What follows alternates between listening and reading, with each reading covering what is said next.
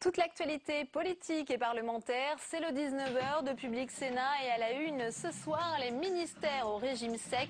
Matignon leur a adressé leur lettre de cadrage. Ils vont devoir réaliser 5 milliards d'économies, un effort que nous pouvons consentir sans passer par des mesures d'austérité, indique ce soir François Hollande. Faire une réforme de l'Assemblée des Français de l'étranger, le gouvernement entend démocratiser cette institution, chargée entre autres de désigner les grands électeurs qui votent pour les sénatoriales. Égalité entre les sexes, encore un effort malgré les annonces de François Hollande à l'occasion de la Journée internationale des femmes. Nous verrons ce soir que les inégalités perdurent. Débat sur ce plateau avec nos invités. Bonsoir à tous. La date du début du conclave a été fixée au mardi 12 mars. Cette réunion à huis clos, dont on ne sait pas quand elle prendra fin, doit désigner le pape qui devra succéder à Benoît XVI. Elle était très attendue par les différents ministères. La lettre de cadrage a été envoyée ce matin par Matignon. Elle prévoit 5 milliards d'économies supplémentaires. Autant dire que les ministres vont devoir se serrer la ceinture. Objectif, redresser les comptes publics sans passer par de nouvelles mesures d'austérité. Julie Hulin. La lettre est arrivée ce matin sur le bureau des membres du gouvernement et le couperet est tombé. Ce ne sera pas 4, mais 5 milliards d'économies supplémentaires que les ministères devront réaliser en 2014. La volonté du Premier ministre, garantir le redressement des comptes publics pour un retour à l'équilibre en 2017 et par la même occasion, renforcer la compétitivité de l'économie, lutter contre le chômage et conforter la solidarité envers les plus démunis. Un plan de rigueur historique, alors que François Hollande se refuse toujours à parler d'austérité, les ministres s'alarment pour leur crédit. Selon Jean-Marc Ayrault, les efforts porteront uniquement sur les dépenses de chaque ministère et non sur leur masse salariale. Objectif, tenter de parvenir à un déficit maximum de 3% du PIB d'ici à 2014. Il faut rassurer les marchés et la Commission européenne dans un contexte de croissance quasi nulle. Une situation qui pourrait encore s'aggraver l'an prochain. Les discussions vont maintenant s'ouvrir entre chaque ministre et Bercy. Des négociations qui s'annoncent difficiles jusqu'au mois de juin, où Jean-Marc Ayrault fixera les crédits de chacun pour 2014 dans une lettre plafond. Arnaud Montebourg en appelle aux hussards du Made in France. Le ministre s'est en effet entouré de commissaires au redressement productif dont la mission est de sauver les sites industriels en France. À ce jour, près de 400 dossiers d'entreprises en difficulté ont été traités par ces services et 59 961 emplois auraient été préservés sur les 70 909 concernés. Cécile Sixou.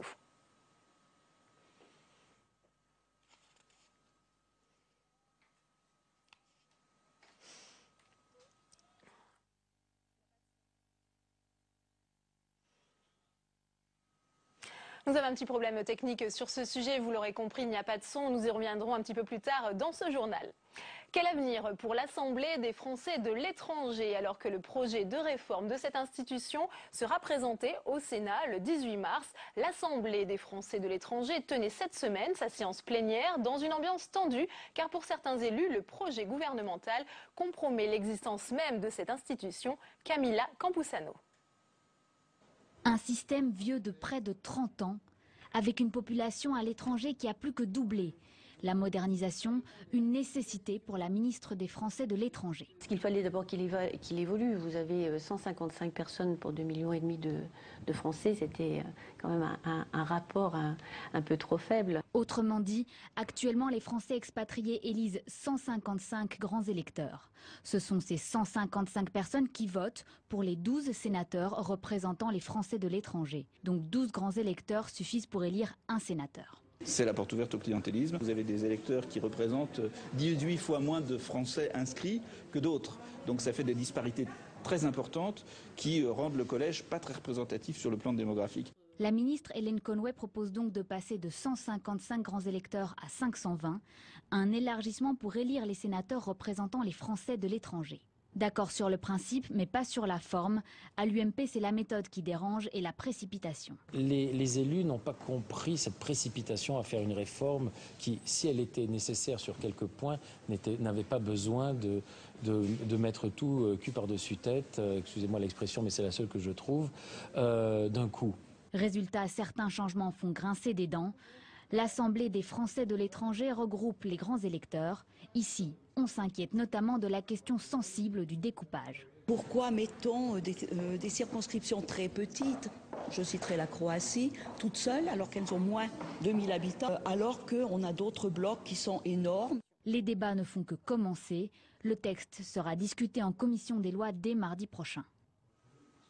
Je vous le disais, Arnaud Montebourg entend mobiliser les hussards du Made in France pour sauver les sites industriels en difficulté. Cécile Sixou. Opération séduction d'Arnaud Montebourg, en conviant la presse à une réunion avec ses 22 commissaires au redressement productif, le ministre tente l'affiche de la réussite. C'est très important ce que vous faites et je dois vous dire que après les quelques mois de votre naissance, nous avons publié un rapport qui est à la disposition de la presse. Depuis juillet 2012, ces missionnaires régionaux travaillent au sauvetage d'entreprises de moins de 400 salariés. Ils auraient préservé près de 60 000 emplois sur plus de 71 000 menacés. On fait un premier diagnostic, on regarde quelles sont les solutions qui sont possibles, on contacte les collègues, on contacte le conseil régional, la CCI, la Banque de France, tous les acteurs qui sont en charge et en lien avec le développement économique pour tricoter des solutions sur mesure. Outre ce rôle, le ministre leur a demandé ce matin de se mobiliser pour défendre son fameux Made in France.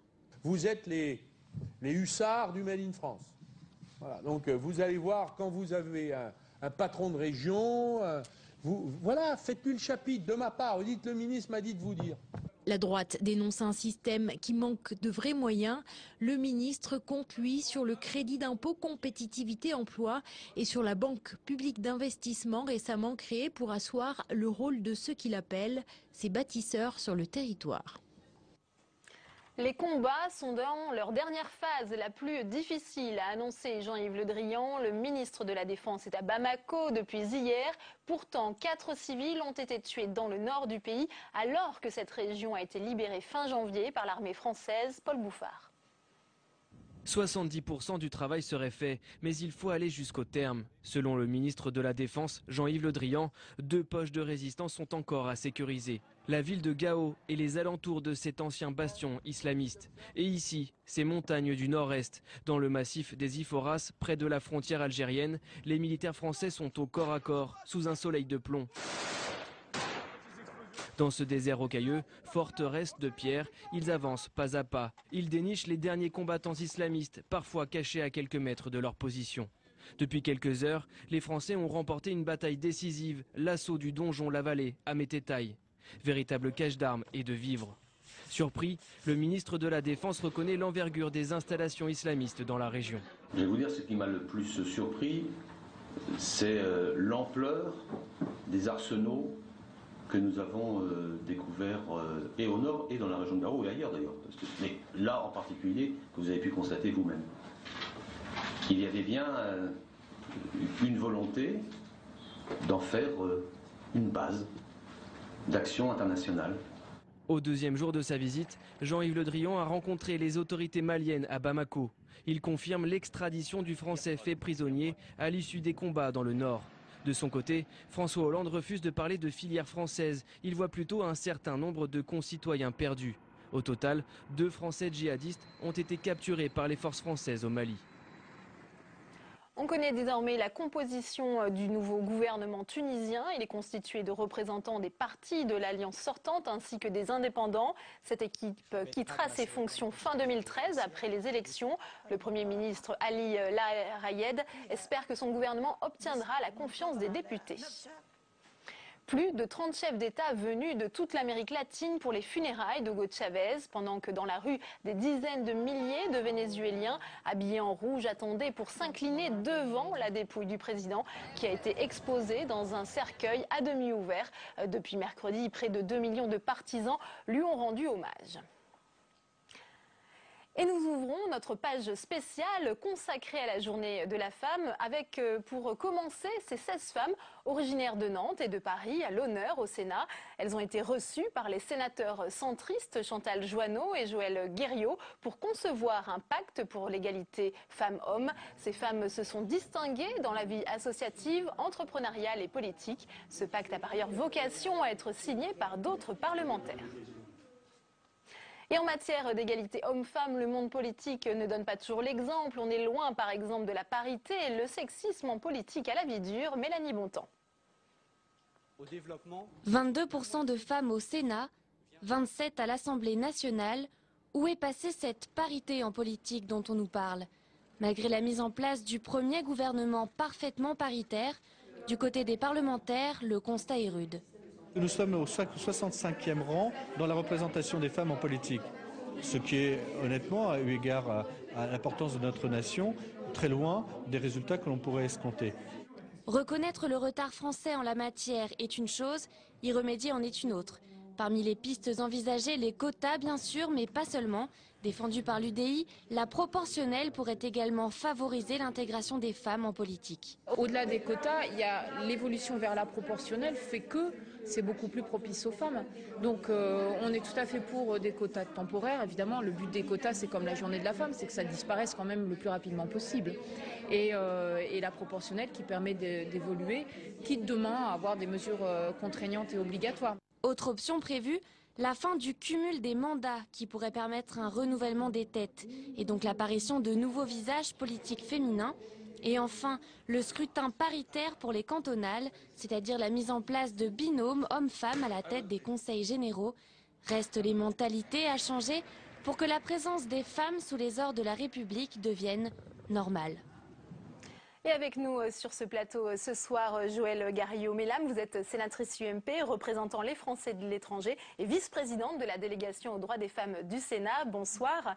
Nous accueillons également Olga Trotiansky, fondatrice du laboratoire de l'égalité. On va parler bien entendu de la situation des droits des femmes, mais avant cela, on va écouter la chronique de Tam Tranui. Bonsoir Tam. Bonsoir. Alors ce soir, vous vous êtes intéressée justement à la place des femmes dans la future réforme électorale qui revient au Sénat en deuxième lecture la semaine prochaine. Oui, imaginez mesdames, il y a encore des départements sans aucune conseillère générale, les mauvais élèves, la Haute-Corse, les Deux-Sèvres et le Tarn-et-Garonne.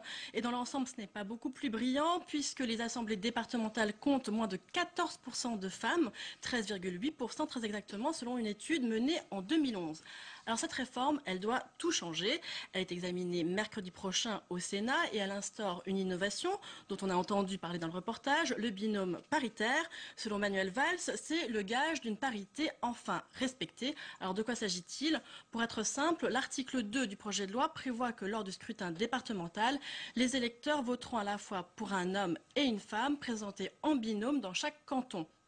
La réforme a déjà été examinée en première lecture au Sénat au mois de janvier. Elle a été alors complètement vidée de sa substance. Pour ce qui est de cet article, les élus de la Haute Assemblée l'avaient rejeté par 164 voix contre 144. Ce que ça veut dire, Tam, c'est que en fait, les opposants à cette loi étaient tous complètement machistes. Mais non, clairement non. Outre l'UMP et les centristes qui avaient voté contre, les communistes et les écologistes étaient alors abstenus. Donc ils refusent cette méthode pour atteindre la parité, mais parce que eux réclament l'introduction de la proportionnelle, un combat de longue date pour ces plus petits partis. Certains sont même en pointe en faveur de la parité. Par exemple, la sénatrice communiste Brigitte Gontier-Morin, la présidente de la délégation des droits des femmes, a soulevé un lièvre dans la loi puisqu'elle a dit une fois élus, les deux conseillers deviennent indépendants l'un de l'autre. Alors que se passe-t-il quand tous deux sont en désaccord? Comment se partagent-ils le même canton? Quelles sont les prérogatives de l'un et de l'autre?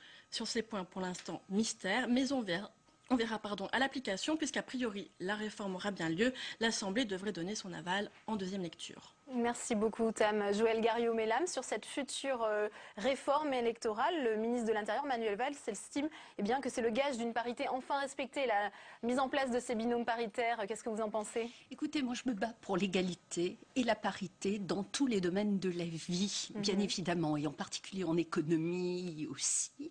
Mais par contre, je ne veux pas d'une parité artificielle. Il faut que nous puissions élargir le vivier parce que nous ne voulons pas de ce côté un peu artificiel où on va aller chercher des femmes peut-être pour chercher des femmes. Les femmes sont là, elles sont compétentes, nous devons les inciter à faire de la politique. Mais vous me permettrez aussi une parenthèse. Vous avez fait un reportage à l'instant sur l'Assemblée des Français de l'étranger, assemblée que le gouvernement veut totalement réformer. Je voudrais vous dire que c'est la seule assemblée élue au suffrage universel direct qui ait autant de femmes. 36%, beaucoup plus que le Sénat, beaucoup plus que l'Assemblée nationale, plus plus que le Parlement européen. Parce que vous avez des femmes aussi qui viennent de pays étrangers où cette parité, cette égalité est beaucoup plus ancrée. N'oublions pas non plus que cette année, nous fêterons le 70e anniversaire de la première femme parlementaire à l'Assemblée consultative provisoire, qui était d'ailleurs une Française de l'étranger, Marthe Simard. Je voudrais vous faire réagir sur peut-être ce retard qu'a la France. Vous étiez récemment avec la ministre Najat Vallaud-Belkacem aux Nations Unies. À l'instant, la sénatrice disait que la parité était plus ancrée dans certains pays. Comment ça s'explique qu'en France, on n'y arrive pas ? Mais écoutez, moi je crois qu'on a un peu avancé. Enfin, je veux dire, la loi Jospin a permis qu'il y ait des conseillères municipales, des conseillères régionales. On sait bien que au Conseil européen, les députés sont à parité avec les hommes. Donc il y a un certain nombre d'avancées. C'est vrai qu'il faut continuer d'avancer. Et le Sénat et l'Assemblée nationale, il y a un certain nombre de pistes.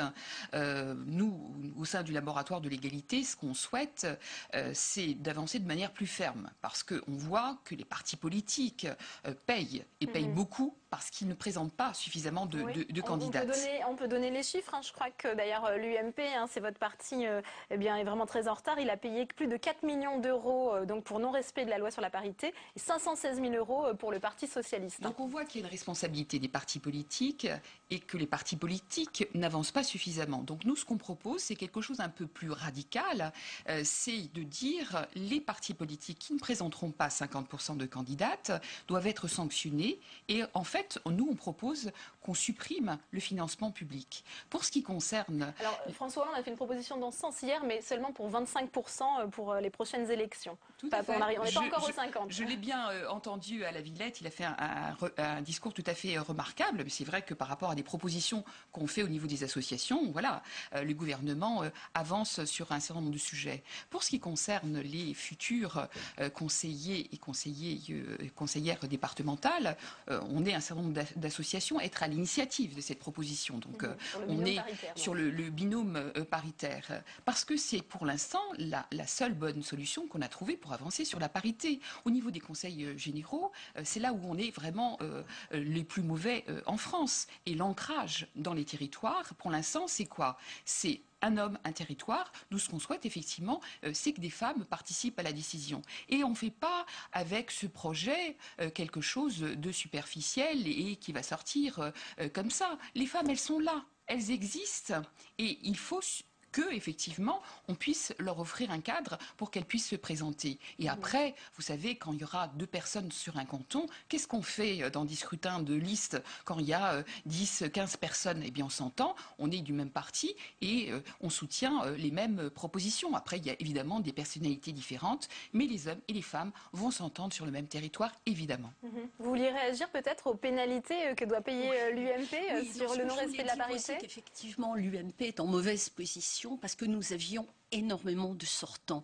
Il est évidemment extrêmement difficile de dire à un sortant qui a bien fait son travail, désolé, il faut que vous partiez parce que nous avons besoin de mettre une femme à votre poste. Donc c'est aussi une des difficultés, ça explique ce retard de l'UMP sur la question. Mais je voudrais quand même rappeler que l'UMP a beaucoup travaillé, beaucoup progressé. La loi, qui est quand même une loi exemplaire sur les femmes dans les conseils d'entreprise, qui vise à avoir 40% de femmes dans les conseils d'entreprise en 2017 et dont j'ai été rapporteur pour le Sénat, pour avis, était une loi introduite par Jean-François Copé et Marie-Jo Zimmermann. Plus tard dans ce débat sur l'accession des femmes à des postes de responsabilité, je voudrais vous faire réagir au sexisme en politique, parce que Tam, on voit encore aujourd'hui qu'il y a des comportements paternalistes, toujours des soupçons de manque de légitimité ou de compétences auprès des femmes. D'ailleurs, au Sénat, ça avait donné lieu à des commentaires vraiment machistes récemment. Absolument. Le 17 janvier dernier, lors justement de l'examen de la réforme électorale dont je parlais tout à l'heure, les débats dans l'hémicycle ont été longs, ils ont été vifs, souvent virils, parfois machos. Je vous propose de voir ce petit florilège. S'il vous plaît, mes chers collègues, ne faisons pas d'obsession sexuelle collective. Est-ce que la parité doit se mesurer au 50-50 ? Que l'on se batte pour l'égalité salariale, oui, 3 fois oui, mais que l'on se batte pour que dans une assemblée départementale, il y ait forcément autant d'hommes que de femmes, c'est au mieux du gadget, pour ne pas dire davantage. Et je pense que cette discrimination positive, on aurait pu, sinon la mettre, ne pas la faire, au moins la maintenir pour un scrutin, et 6 ans après, on revient à une situation plus normale. Pardon ? Vous pouvez répéter un petit peu plus fort ce que vous venez de dire, monsieur le sénateur. Vous venez de dire, parce que des fois que ce ne serait pas au JO, vous venez de dire à mon propos, pendant que je parlais de la parité, c'est qui cette nana? Je souhaite que soit bien inscrit. Votre nom, s'il vous plaît? Monsieur Sido, je crois que vous avez gagné peut-être ce matin la palme du misogyne beauf de cette Assemblée. Joëlle Garriaud-Maylam, vous avez déjà eu à souffrir du machisme de vos collègues sénateurs? Oh non, je ne dirais pas ça. Je crois que j'ai été très bien accueillie au Sénat. Nous essayons de respecter une certaine parité. Je suis vice-présidente du groupe UMP du Sénat. Bon, et je crois aussi que ce commentaire de Bruno Sido, qui est regrettable, bien sûr. Moi, je n'étais pas en présente ce jour-là. J'étais en déplacement à l'étranger. J'aurais bien évidemment réagi. Mais je crois non plus qu'il ne faut pas exagérer certains propos qui sont liés bien sûr à une certaine habitude, une envie de plaisanter, mais je connais bien Bruno Sido et je peux vous dire que ce n'est pas du tout quelqu'un de sexiste ou de machiste, contrairement à ce que l'on a voulu laisser croire et à cette erreur de langage. Qu'est-ce que ça vous inspire, ces propos tenus dans l'hémicycle du Sénat? Il est très banalisé, en fait, et des hommes, voire des femmes, peuvent employer un vocabulaire et ça fait partie en fait de d'autres cultures. Je veux dire, les stéréotypes sexistes, ils sont véhiculés par les hommes et par les femmes et les hommes en France. On est dans cette culture de l'inégalité. Moi, je crois qu'il faut évidemment condamner ces propos sexistes, mais ce dont on se rend compte, c'est que quand il y a des assemblées à parité, à la ville de Paris, depuis 2001, des conseillers et des conseillères de Paris à parité, un exécutif à parité, des directeurs et des directrices. Parce que ça, c'est très important. Vous disiez, madame, que la loi Copé-Zimmermann, c'était une avancée. Moi, je le soutiens. Je la soutiens. Et si j'avais été à l'Assemblée nationale ou au Sénat, je l'aurais voté. Je pense par contre qu'il ne faut pas que l'arbre cache la forêt. Et je crois que ce qui est très important, c'est qu'au niveau des comités exécutifs, eh bien, il y ait des hommes et des femmes. Parce qu'on parle de vivier, et le vivier, il est là.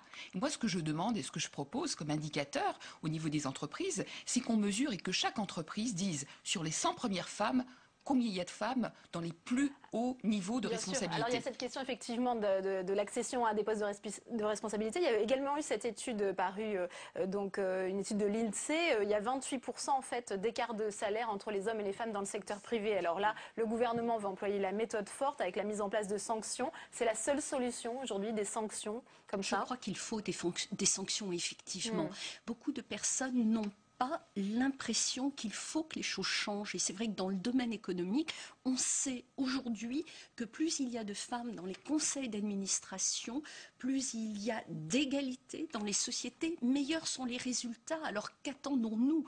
Nous avons vraiment des progrès à faire en ce sens. Et je voudrais ajouter aussi un autre élément. Je crois que la France a besoin d'être exemplaire parce que beaucoup d'autres pays suivent cet exemple. Je parlais de l'exemple inverse tout à l'heure, mais c'est aussi valable. Je me souviens que dans des conférences à l'étranger, des étrangères venaient me voir pour me dire « mais merci parce qu'on a besoin de vous », parce que tous les pays étrangers observent ce que fait la France et nous devons aller de l'avant, nous devons en tous les cas d'avoir accepté cette invitation. On aura l'occasion bien entendu de revenir sur ces questions de droits des femmes. Merci à toutes les trois. C'est la fin de cette édition. À suivre Focus, votre magazine consacré ce soir au contrat social mis en place par le sénateur Pierre Jarlier à Saint-Flour. C'est un reportage de Mounir Soussi. Bonne soirée à tous.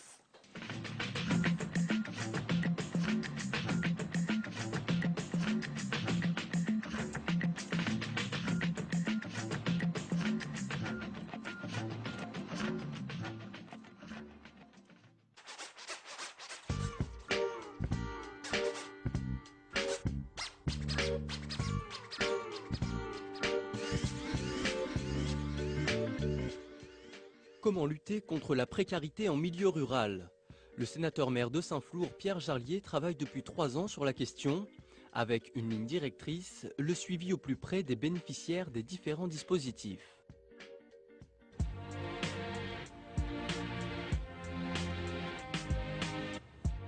Comme chaque semaine, Annick vient faire ses courses dans cet établissement un peu particulier. Dans ces rayons, les prix sont 10 fois moins chers que dans un commerce traditionnel. Cette épicerie au tarif imbattable est gérée par plusieurs associations caritatives et la mairie. Plus qu'un coup de pouce pour les 500 personnes de la ville qui ont déjà profité de ce système, les économies réalisées permettent de se remettre à flot petit à petit. Bonjour. Vous allez bien? Oui, ça va. Bon alors c'est bon, on arrête. Oui. C'est bien. Tout ce qu'a pris madame, ça faisait 56,20 € et elle a payé en réalité 5,86 €. Heureusement que j'ai eu ça. Ah oui. Sinon on atterrit dans d'autres associations, mais c'est encore plus difficile. Et c'est pas ouvert tout le long de l'année. Bien sûr. Le fait de payer même une petite somme reste un geste important pour garder la tête haute. Fini la distribution de bons alimentaires, des contreparties sont exigées pour accéder au magasin. Chaque personne est prise en charge soit par le CCAS, soit par une association caritative. C'est là l'originalité du projet. Les bénéficiaires signent un contrat d'objectif avec les travailleurs sociaux. Par rapport au renouvellement de votre dossier, donc au niveau du contrat, la participation actuellement elle est toujours prise en charge, donc vous n'avez toujours pas avancé. Oui. Les personnes avec l'épicerie sociale, ça leur permet de réaliser des économies. Et avec ces économies, on leur demande de réinvestir dans un projet, soit pour payer une dette, qui peut être au niveau du loyer, de l'eau, ou si la personne emménage dans un nouveau logement, ça va être lié aux charges du nouveau logement, comme la caution. Apprendre à gérer un budget ou accomplir ses démarches administratives, en fonction des difficultés rencontrées, le suivi social s'adapte pour être le plus personnalisé possible. Lancée il y a 3 ans, cette expérimentation commence à porter ses fruits, mais Pierre Jarlier pense déjà à l'amélioration de cette politique. Dans un territoire rural, bien souvent, les gens ont une certaine pudeur avec la difficulté et ils ne se font pas connaître. Donc le travail d'animation, le travail de mobilisation de tous les acteurs sociaux est très important pour détecter ces personnes, notamment des personnes âgées qui vivent de façon très isolée et qui ne demandent pas d'aide. Car Saint-Flour est au cœur d'un paradoxe. Située dans le département le moins riche de France, la ville affiche pourtant un taux de chômage d'à peine 7%, bien en dessous de la moyenne nationale. La situation de ce territoire rural de 7300 habitants, où l'agriculture décline et les perspectives de création d'emplois sont faibles, pousse les actifs les plus qualifiés à quitter la zone. Cet après-midi, réunion de tous les acteurs sociaux de la ville, l'occasion de définir de nouvelles pistes de travail. Je pense qu'on a, au terme de cette première expérience, sans doute un certain nombre d'initiatives potentielles nouvelles, vers des actions nouvelles, vers des publics peut-être différents. Pourquoi cette épicerie sociale ne pourrait pas rentrer dans le cadre de la communauté de communes pour avoir un réseau? Il y a des gens qui ne comprennent pas pourquoi à Saint-Flour ils ont droit à l'épicerie sociale et pourquoi celui qui habite à Refiac ou Wissel, lui, il n'y a pas droit. Si l'expérience est positive, il faut rester attentif à ce qu'elle ne soit pas victime de son succès. Nous on aide à peu près 25 familles par mois, donc en continu. Donc avec 25 familles, on peut faire par exemple un rendez-vous par semaine, de manière personnalisée. Donc si on augmente le temps passé sur la distribution alimentaire, ça ne viendra qu'en diminution du temps passé sur l'accompagnement. L'effort de ciblage a été efficace. 170 foyers ont par exemple eu accès à l'épicerie solidaire, soit le nombre exact de chômeurs de longue durée inscrits dans la commune. Je crois qu'il va falloir aussi qu'on soit très attentif à toutes les possibilités que l'on peut offrir en matière d'insertion. Comme beaucoup de municipalités, Saint-Flour propose des contrats aidés. Actuellement, 6 hommes sont intégrés aux équipes d'entretien. Pour continuer à accompagner ces personnes, la mairie et les associations vont définir leur plan d'action pour les 3 prochaines années, avec en ligne de mire la recherche d'outils capables d'amortir les effets de la crise.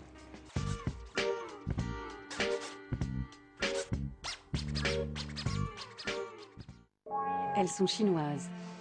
All the little girls, they had a little dream. Elles ont 20 ans. Elles font partie de cette génération d'enfants uniques de la classe moyenne. Et leur vie va changer. I have a feeling I'm changing since I left China. La réalisatrice et photographe Elisa Aberer dresse le portrait subtil et intime d'une génération. I just want to see in the other side of the world what is it. My Lucky Bird, demain à 22 h sur Public Sénat.